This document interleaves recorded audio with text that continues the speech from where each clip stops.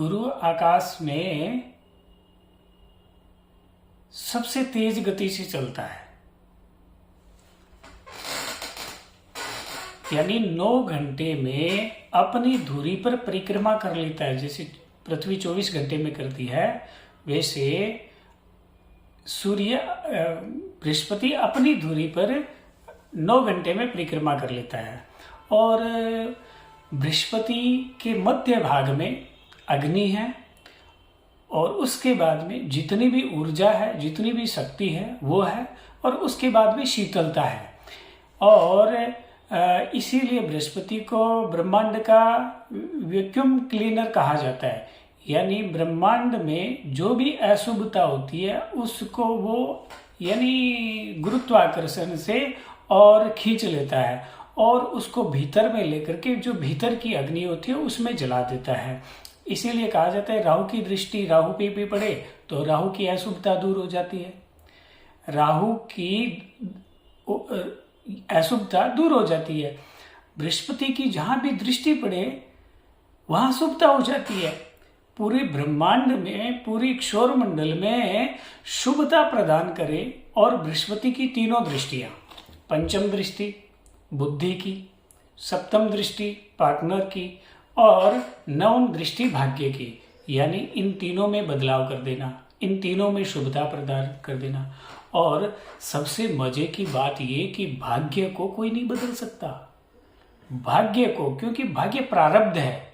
इसीलिए बड़े से बड़े ज्योतिषी भी, बड़े से बड़ा साइंटिस्ट भी ये बता नहीं सकता कि भाग्य में क्या लिखा हुआ है, और भाग्य कैसा फल देगा। प्रारब्ध में आपने जो किए कर्म किए, या जो डेस्टिनी है आपकी प्रारब्ध की, उसमें आपने गोल्ड जमा की है कि कॉइन जमा की है कि सिल्वर जमा की है, क्या मिल रहा है और क्या मिलने वाला है। यानी भाग्य का जो समय होता है उस समय बता पाना बड़ा ही मुश्किल, यानी नामुमकिन। यानी भाग्य क्या दे रहा है और क्या दे सकता है, और भाग्य को भी बदल देना शुभता में ये सिर्फ बृहस्पति ही कर सकता है। इसीलिए गुरु को शुभता का और विशेष शुभता का प्रतीक माना गया कि गुरु और गुरुजन या परम गुरुजन जो थे, या ये जो ग्रेविटी होती है ये महसूस कर लेते हैं। यानी महसूस, एहसास, यानी कहाँ क्या हो रहा है उसका एहसास कर लेना। एक मानव में क्या हो रहा है, एक प्राणी में क्या हो रहा है, एक धरती पे क्या हो रहा है, वहाँ का वाइब्रेशन क्या है, वहाँ किसके अंदर कौन सी हलचल हो रही है।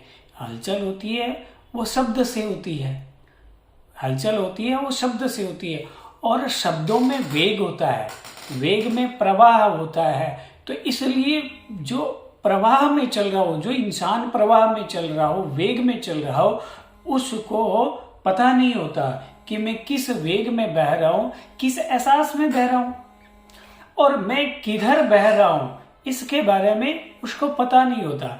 इसीलिए कहा जाता है कि जीवन में ठहराव जरूरी है, और ठहराव देने वाला कौन है? बृहस्पति। और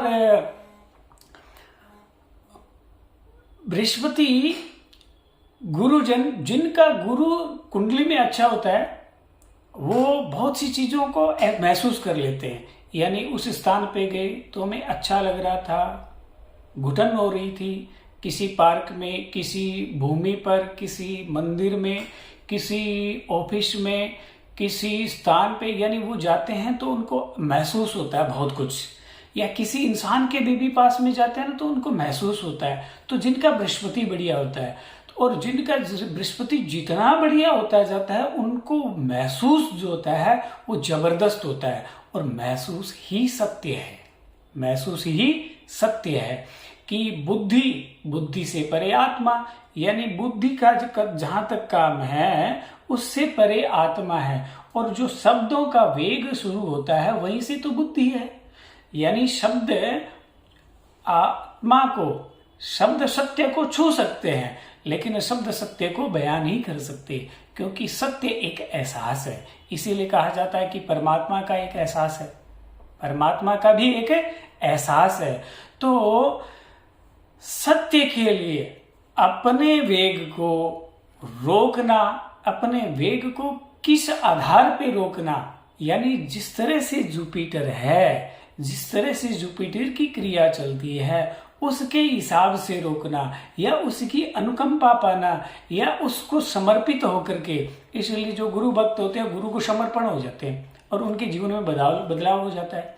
और गुरुजन जो होते हैं वो एहसास कर लेते हैं कि यहाँ पे ये हो रहा है, यहाँ पे ये हो रहा है, तेरा भाग्य ऐसा है। यानी एक इंसान पास में जाते ही, एक जानवर पास में जाते ही, एक पक्षी पास में जाते ही उनको इतना तक एहसास हो जाता है कि इसका प्रारब्ध क्या रहा होगा, इसीलिए अभी ये कर रहा है और इसके जीवन में ये घटित होने वाला है, और उसका भी बदलाव हो जाता है। इसलिए सबसे परम जो गुरु है वो नारायण यानी कृष्ण को कहा गया है, कृष्णम वंदे जगत गुरुम। इसलिए कृष्ण की आराधना, कृष्ण को सर्वस्व मानना, कृष्ण को समर्पण करना, यानी शर्म धर्मान परित्यज्य मामेकम शरणम ब्रज, यानी सभी धर्मों का परित्याग करके और जो कृष्ण की शरणागति में चला जाए, गुरु की शरणागति में चला जाए, या उसके जीवन में शुभता ही शुभता है।